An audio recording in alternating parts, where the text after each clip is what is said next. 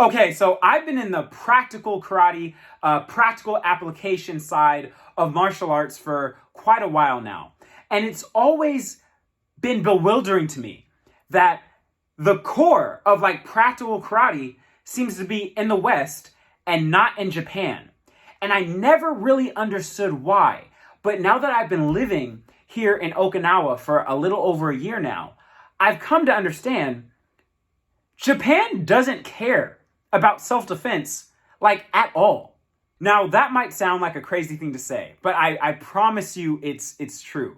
And I'm gonna kind of break down why that is. Now, before I get started, I just want to make it clear. I'm not saying that no masters here in Japan care about practical application, but the focus on tradition and being loyal to what the sensei taught that person is more important to many instructors than like actual applicable skills. Okay, so how did I come to this realization? I'm an English teacher here in Japan, and I was talking to one of my coworkers about why I do martial arts. And I told him one of the main reasons was for self-defense. And her response was eye-opening. She looked me dead in the eyes and goes, "Why do you need self-defense?" And so I looked back at this woman. I'm like, what do you mean? Why do I need self-defense? Of course you need to be able to defend yourself. And then I started thinking about it, and I'm like, I am in Japan. This is one of the safest countries in the entire world. When you look it up on Google, Japan is ranked pretty much in every list in the top 10 safest countries in the world. And I've asked friends in countries that are sometimes ranked higher than Japan that live here, and they all say Japan is actually safer. Okay, let me pull out some stats I found online, okay? Just to hammer this point in for you guys. Japan has one of the lowest homicide rates in the world, okay? I'm talking about less than 1% per 100,000 people annually. America dreams for that kind of homicide rate, okay? The largest crime concern in Japan is bicycle theft. I've been in this country and I've seen some crazy stuff. I can actually leave my car on with the key inside and walk into like a grocery store and come back and not worry about my car being stolen. It's absolutely insane. Another big one. If you lose your cell phone in Japan, you have an 83% chance of getting it back. That's phenomenal. When I tried to look up what the percentages were for America, like if you lose your phone in the United States, what's the chance of you getting it back? It didn't even come up with an answer. It was like, how much money are most people willing to pay for their stolen phones? It's not even a rational question for the United States. All right, so when I look at the West versus Japan, it's just so much safer that people in Japan don't feel self-defense to be that big of a deal.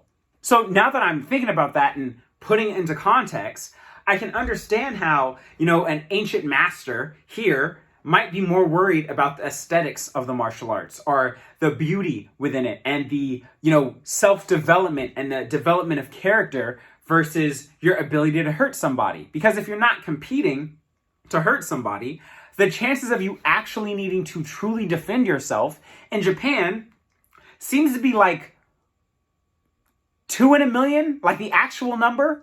Like that's almost nothing. So worrying about it here almost seems ridiculous. I remember speaking with my own Weichi instructor here. Now, don't get me wrong. These guys have a lot of practical applications for all of their kata.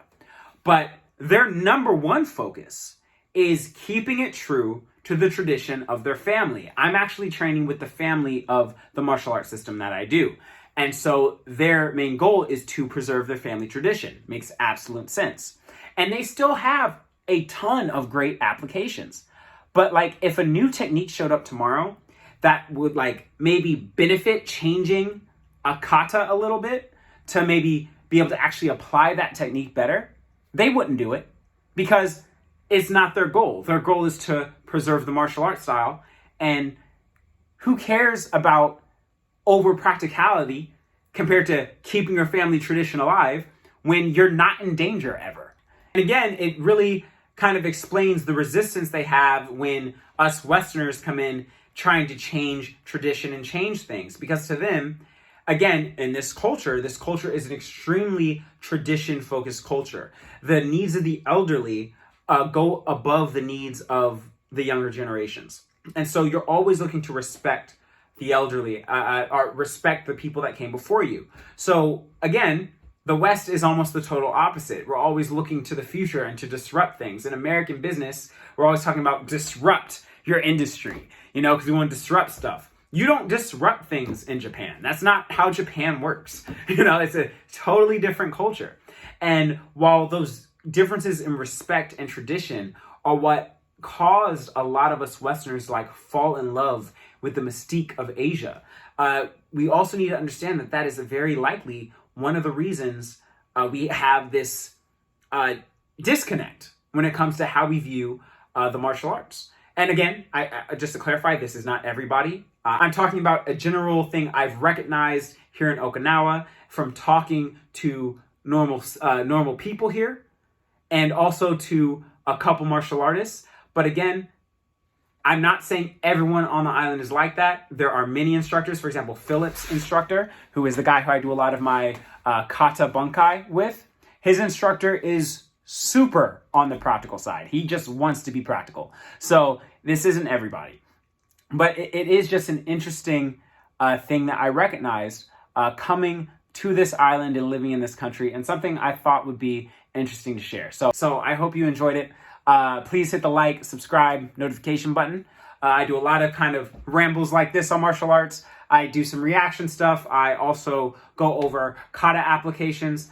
And yeah, anything related to martial arts, I might cover it on here. So I hope you subscribe, find some value, and I'll talk to you next time. Peace.